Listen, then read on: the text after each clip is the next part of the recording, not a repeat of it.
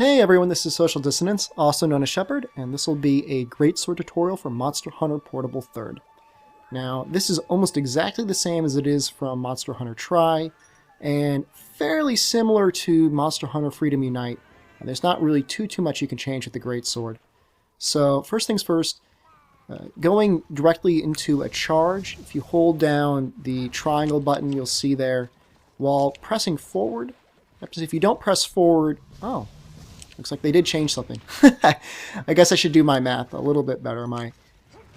Okay, so there was a bit of an issue I found in Monster Hunter Tri. You'll notice that depending on whether you're holding the analog stick or not, you'll end up either going into a quick level 1 charge or a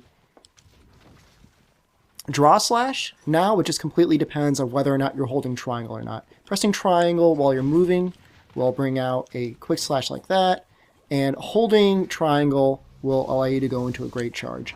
Now, just so it's completely clear, there are 3 levels of charge. There's just the charge you press by pressing triangle once, the charge you get by holding it. You see that second flash there, that is a slightly more powerful, that's the level 2 charge, and holding it until it's at the absolute brightest right there, you'll see is a level 3 charge. Now, if you keep holding it the whole way, I think the attack actually downgrades to level 2. However, I don't have that, absolutely certain. That's the way it was in Tri. I'm assuming that's the way it is now. So keep that in mind. I'm assuming they would want to keep the level of timing the same as before. And of course, I'm using an armor set here, the Pumpkin armor set, that has focus on it. So the charge time is a lot faster than it would be otherwise. So keep that in mind as well. So that is your main bread and butter attack, your charge. However, sometimes you're going to want to get into combos against monsters, so pressing the circle button will kind of do this large revolving slash. Pressing triangle and circle will kind of do this large upswing. And there is an attack, it is an infinite combo. However, be very careful when other players are near you. It's when you press circle, followed by triangle and circle at the same time. It gets a fairly decent amount of damage out against a monster if you're kind of concerned about being able to land a charge or not. Again, charges almost always do the most amount of damage. However, this is pretty decent as well. Something else that has been added since Freedom Unite and was put into tries, if you you kick or you do a normal charge slash, you can enter a slam charge. You do a slap followed by a new type of attack where you kind of like hold the weapon behind you. That was pressing select will do a kick. Press triangle, you do a slap, and then attack. You'll see it's kind of a different angle. That's the charge slam. Otherwise, the way I'm going to use it, the way I use it the most, is I just do a normal charge attack, a level 3. Keep pressing triangle, you do the slap, and press it again, and you go into the charge slash. Pretty easy. Otherwise, everything kind of combos into each other. You can I usually go to the circle, followed by triangle, circle. And of course, you could always go into a charge slam if you want to. The timings have been adjusted just a little bit, so I think it's kind of easier to go into and out of combos. Of course, again, I haven't measured the exact timings. It feels a lot more organic.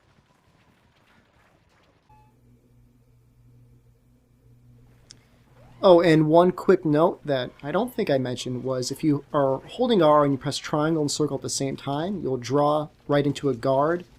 And of course, if you already have your weapon out, pressing R will guard as well.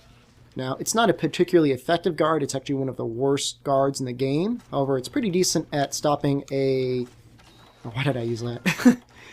A roar and or an attack that you absolutely are not going to dodge. The biggest issue with it isn't even the bad guarding so much as the dramatic sharpness loss. Depending on the severity of the attack block, you'll actually lose several bars of sharpness, which can be pretty harsh because if they're using a weapon like this, you don't have a lot of green sharpness to spare, especially if you're going to be doing any combo attacks.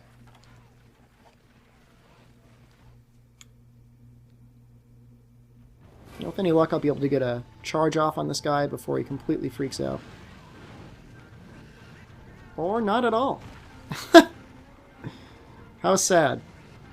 How so very sad. Of course, the Psycho Serum I just took is going to last quite a while.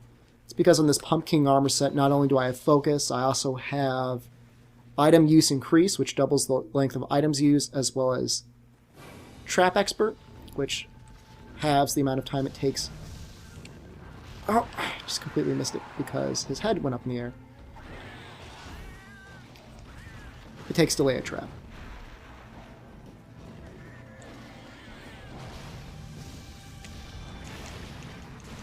Of course, that's the sort of attack we want. Be careful, he's going to tail slam us.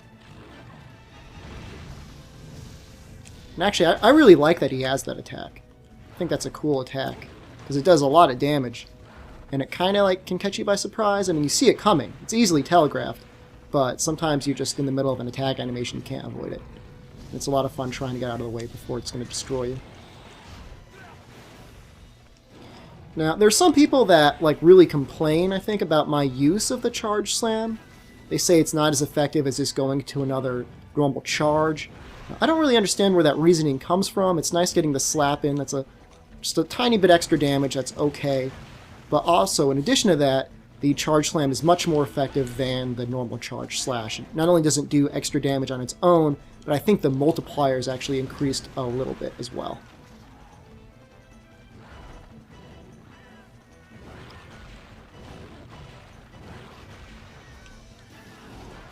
Uh-oh. I was hoping he would growl for a little bit there. That's okay. You can see here my main method, and this will serve you well later on when you get better. Oh wow, he's got like the weakest scream in the game.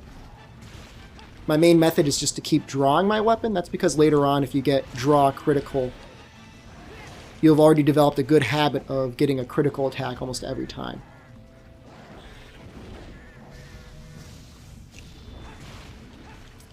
Well, I'm not landing those attacks on his head, but because they're so powerful, they still have to be doing a ton of damage. He's going to do one last little hop.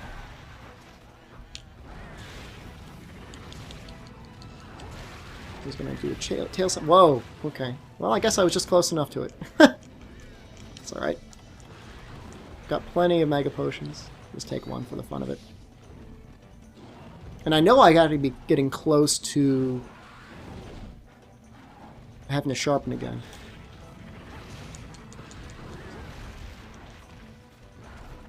Uh-oh.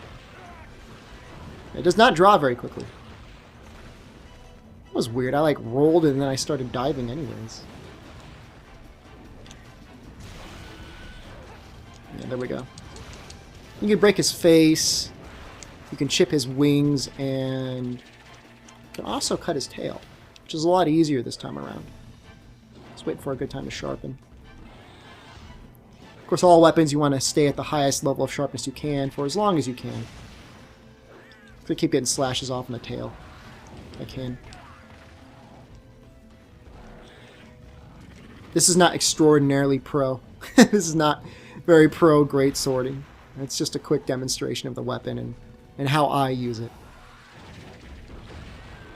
There we go. Might be able to get a level 3 off on this. Yeah, great. And he's fairly weak in the tail as well. Oh, I should have actually probably paintballed him. Well, you can just see the direction his shadow goes. You have a pretty good impression of where he's going. So I see he's going that way, so he's probably going to be in Area 4. And the poor Kelby just got paralyzed by Cha-Cha. Was I wrong? I was so very wrong. It must be in Area 5. That actually makes a lot of sense. Because I don't think I've ever seen him go to Area 4 before. It's actually one of my favorite monsters to fight. And in fact, his line of weapons is one of the better line of weapons in the game, in my opinion. At least early on, you get a higher level of sharpness and really high affinity.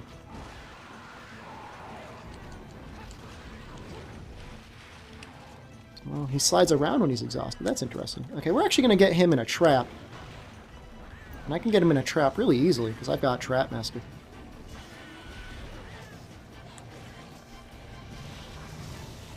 And just a quick note about this weapon is if you can land your attack with like the middle of the blade, you actually get a small boost to damage. Okay, I've done a pretty decent job so far, and these guys just paralyzed him. So he's in pretty rough shape. I don't think I did a good job with that one. That's okay. Now, there is supposedly a way to continually do level 3 charges. I'm not really sure how to do it. I've done it before. Okay, let's see if we can get another charge off on the tail. There we go. You can see it just kind of got chipped a little bit. It's kind of what we're looking for. That means it's almost there.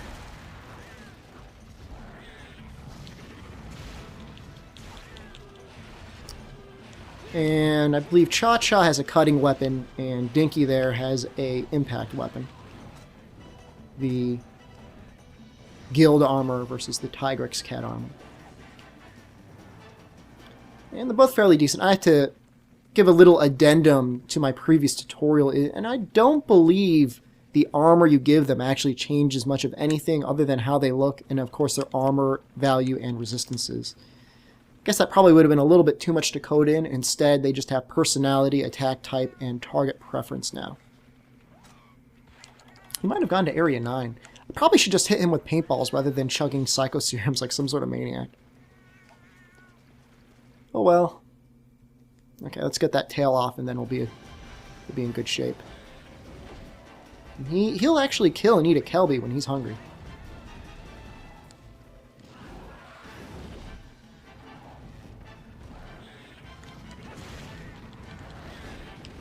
Oops, I hit the wing, and that caused a bit of a problem. You can see the left wing is, or his right wing is cracked.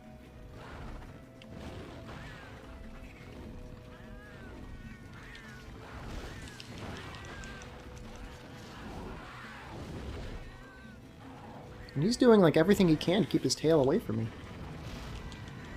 And I'm doing a pretty good job of not hitting it. And actually accidentally hitting him in the face. What's he gonna do? He's gonna jump backwards. I actually got pressed by his wind.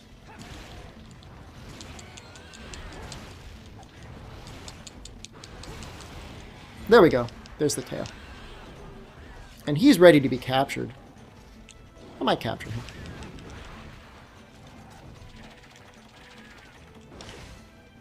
I just shot his spines at me.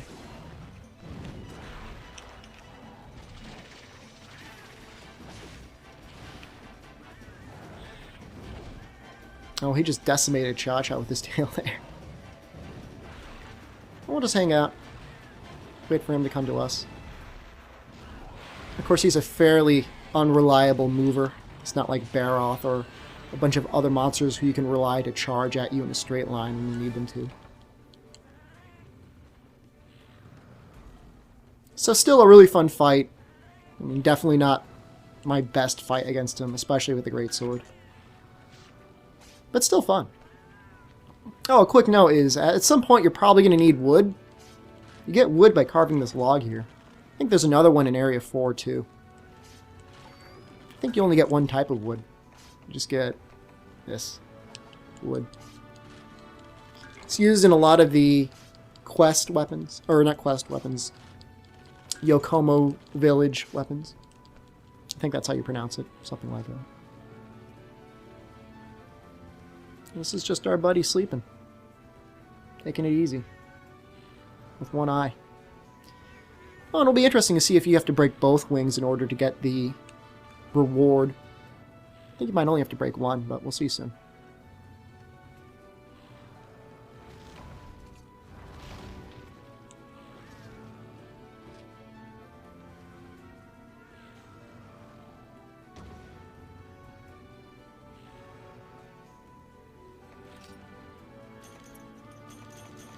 Well, kind of hard to tell. I think these would be from capturing him, right? These three here. So that must be the wing, and that must be a hide. Something like that. I'm not sure what that is. Kind of tough to say. I use all of them.